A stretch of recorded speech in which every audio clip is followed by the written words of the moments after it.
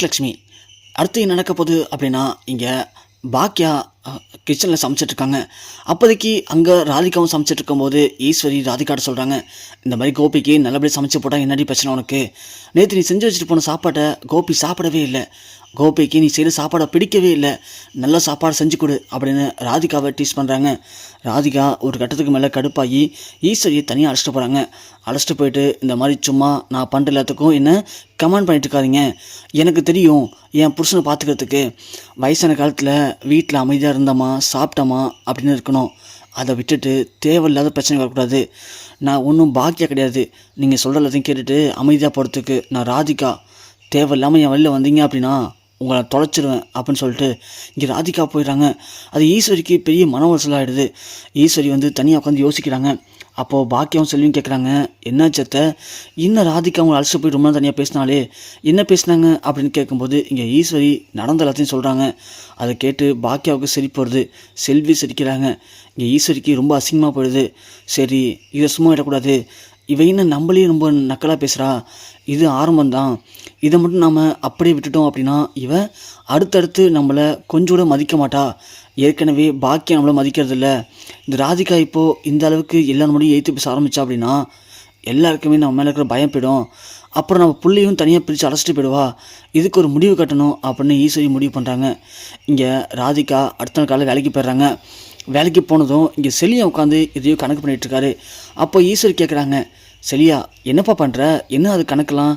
இல்லை பாட்டி, பொங்கல் வரப்போதில்ல, அதான் அம்மா அவங்களோட ரெஸ்டாரண்ட்டில் அடுத்ததாக ஒரு பேக்கேஜ் போட்டிருக்காங்க. அந்த பேக்கேஜை பற்றி இங்கே அம்மா டீல்ஸ் கேட்டாங்க. அதுதான் பார்த்துட்ருக்கேன் அப்படின்னு சொல்ல, ஓ அப்படியா, ஆரம்பிச்சிட்டால அவங்க அம்மா அடுத்தது. அப்போ ஈஸ்வரிக்கு ஒரு ஐடியா வருது. கோபி, ஏன்ப்பா உன்னுடைய ஹோட்டல் என்னப்பாச்சு? நீ எதுவும் இந்த மாதிரி ஆஃபர்லாம் போடலையா?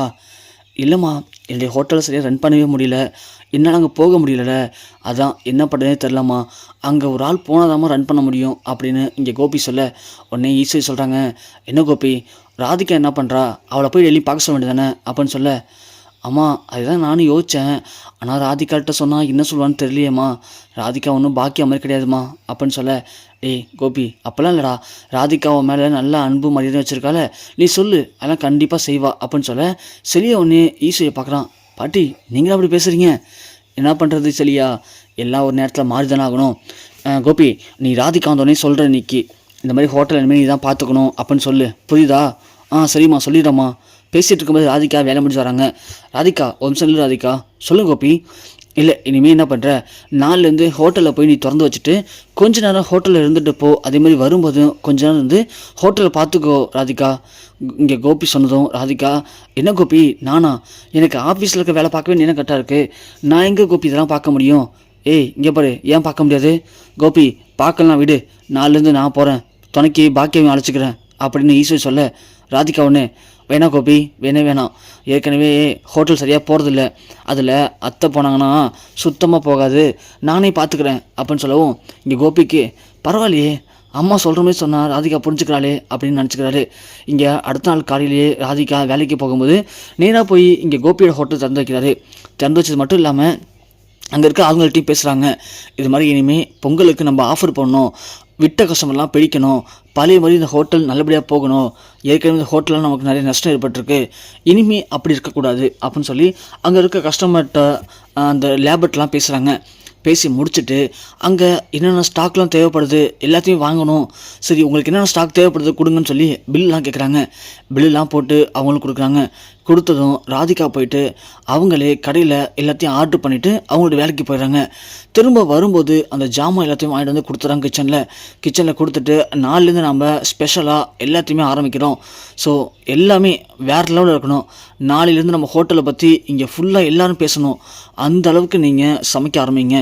எல்லாமே குவாலிட்டியாக இருக்கணும், எதுவுமே கெட்டு போயிடக்கூடாது. ஏற்கனவே அந்த பாக்கியா கிச்சனில் ஒரு பிரச்சனை நடந்துச்சு தெரியுமா, அந்த மாதிரி இருக்கக்கூடாது. அது மட்டும் இல்லை, இப்போது பாக்கியா கிச்சனில் ஒரு பொங்கல் ஆஃபர் போட்டிருக்காங்க. அதனால் இங்கே இந்த சரௌண்டிங்கில் இருக்கிற நிறைய பேர் அங்கே போகிறதுக்கு வாய்ப்பு இருக்குது. அவங்கள விட நம்ம பெஸ்ட்டாக பண்ணணும். நாமளும் ஆஃபர் போட போகிறோம். ஆனால் ஆஃபர் தாண்டி டேஸ்ட்டுக்காக எல்லாருமே இங்கே வரணும், அந்த அளவுக்கு நீங்களாம் எல்லோரும் சமைக்கணும் அப்படின்னு சொல்லிட்டு ராதிகா வந்துடுறாங்க. அடுத்த நாள் காலையில் அதே மாதிரி போய் கிச்சனில் திறந்து வச்சுட்டு எல்லாரையும் சமைக்க சொல்லிட்டு ராதிகா வேலைக்கும் போயிடுறாங்க. அப்போது இங்கே ஈஸ்வரி தான் பிளான் பண்ண மாதிரியே இந்த ராதிகாவுக்கு இதுதான் சரியான வழியாக இருக்கும் அவளை ஒழிச்சு கட்டுறதுக்கு அப்படின்னு முடிவு பண்ணி ஈஸ்வரி கோபி அழைச்சிக்கிட்டு கிச்சனுக்கு போயிட்டு வரலாம் வாடான்னு சொல்லி அழைச்சிட்டு போகிறாங்க. அங்கே போயிட்டு கோபியும் கிச்சனை பார்க்குறாங்க. பார்த்துட்டு அங்கே இருக்கவங்களுக்கு லேபர்ட்லாம் பேசிகிட்டு இருக்காங்க. அப்போது ஈஸ்வரி அங்கே சமைச்சிட்ருக்க சாப்பாட்டில் ஒரு சில தேவையில்லாத பொருளை மிக்ஸ் பண்ணிடுறாங்க. மிக்ஸ் பண்ணது மட்டும் இல்லாமல் அங்கே இருக்கிற ஒரு சில பல்லியை பிடிச்சி சாம்பார்லேயும் போட்டுடுறாங்க ஈஸ்வரி. இது யாருமே பார்க்கவே இல்லை. போட்ட ஈஸ்வரி அங்கேருந்து கிளம்பி வெளியே வந்துடுறாங்க. வெளியே வந்ததுக்கப்புறமா ராதிகா வேலையை முடிச்சுட்டு அந்த ஹோட்டலுக்கு மதியம் லஞ்சுக்கு வராங்க. வந்ததும் அங்கே வந்து பரிமாறும்போது அந்த பள்ளி கிடக்கிறத அங்கே இருக்கிற மக்கள் பார்த்துறாங்க. சாப்பிட வந்தவங்க அந்த பள்ளியை பார்த்தோன்னே செம்ம டென்ஷன் ஆகிறாங்க. உடனே அங்கே இருக்கிற எல்லாருமே கொந்தளிச்சு போலீஸுக்கும் கால் பண்ணிடுறாங்க. போலீஸும் வந்துடுது.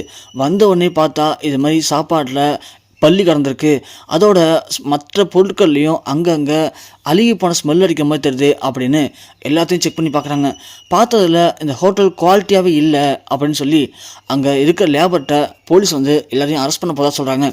அப்போது அங்கே இருக்கிற லேபர் சொல்கிறாங்க, இது மாதிரி இது வரைக்கும் இந்த கிச்சனை கோபி சார் தான் வச்சுருந்தாரு, ஆனால் நேற்று வந்து ராதிகா ஒருத்தர் வந்து பார்த்துக்கிறாங்க, இதுக்கு முழுவதுக்கும் காரணம் அவங்க தான் எங்களுக்கு ஜாமான் வாங்கி கொடுத்து எல்லாம் சமைக்க சொன்னது அப்படின்னு சொல்ல ராதிகா ஹலோ ஹலோ ஹலோ என்ன சொல்கிறீங்க, நான் உங்களை பார்த்துக்கு வந்தேன் இல்லைன்னு சொல்ல, அதுக்காக நான் இப்படி அன்குவாலிட்டியாக சமைக்க சொன்னால் எங்கள் தரமாக சமைக்கிறது உங்களுடைய வேலை தானே, எதுக்காக என் பேர் இழுக்கிறீங்க அப்படின்னு சொல்ல போலீஸ் சொன்னேன், இங்கே பாருங்க மேடம் அது எங்களுக்கு தெரியாது, நீ தானே இப்போ இன்சார்ஜ் வாங்க ஸ்டேஷனுக்கு அப்படின்னு சொல்லி இங்கே ராதிகாவை கைது பண்ணுறாங்க.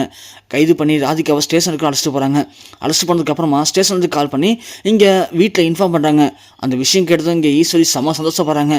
அப்பா ஒரு வழியாக தொல்லை ஒழிஞ்சுதுரா, நம்ம போட்ட பிளான் பண்ண மாதிரியே ராதிகா போலீஸ் அரெஸ்ட் பண்ணிட்டு போயிட்டாங்க, எப்படியோ அவளை அங்கேயே வச்சுக்கிட்டா தான் நமக்கு பிரச்சனை இல்லாமல் போகும் அப்படின்னு இங்கே கோபி பதட்டமா, ஆமாம் இது மாதிரி ராதிகாவை போலீஸ் அரெஸ்ட் பண்ணிட்டு போயிட்டாங்களாம், நம்மளுடைய ஹோட்டலில் சமைச்ச சாப்பாட்டில் பல்லி கறந்துருக்கு, அதோட அழுகி போன பொருள்லாம் இருந்திருக்குன்னு சொல்லி ராதிகாவை அரெஸ்ட் பண்ணியிருக்காங்கம்மா, நீங்கள் உடனே கிளம்புங்கம்மா போவோம் அப்படின்னு சொல்ல ஈஸ்வரி சொல்கிறாங்க, என்ன கோபி சொல்கிற, அவள் அந்த ஹோட்டலுக்கு போய் 2 நாள் தாண்டா ஆகுது, அதுக்குள்ளே இப்படி வேலையை இறங்கிட்டாளா அப்படின்னு சொல்கிறாங்க.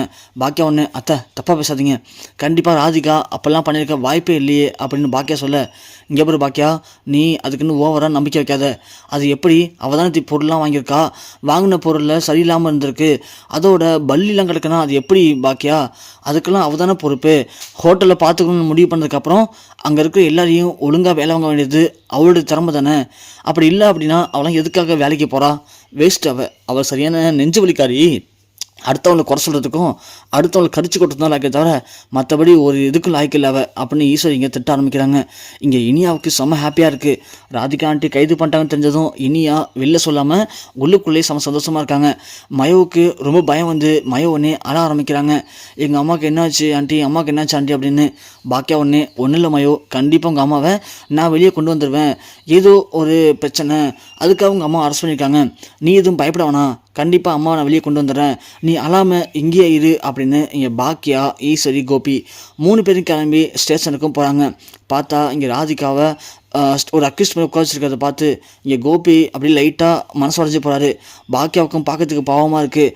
ஆனால் ஈஸ்வரி மட்டும் ராதிகாவுடைய அந்த நிலைமையை பார்த்து ரொம்பவுமே சந்தோஷப்படுறாங்க. என்னை ஆட்டம் போட்ட பாத்தியா, உன்னை எங்கே கொண்டு உட்கார வச்சிருக்கேன்னு சொல்லிட்டு உன்னை இங்கேயே நிரந்தரமாக உட்கார வைக்கிறேன், என் பையனை உங்ககிட்டருந்து பிரிக்கிறேன், அப்போ தாண்டி நீ அடங்குவ அப்படின்னு ஈஸ்வரி மனசில் நினச்சிக்கிறாங்க.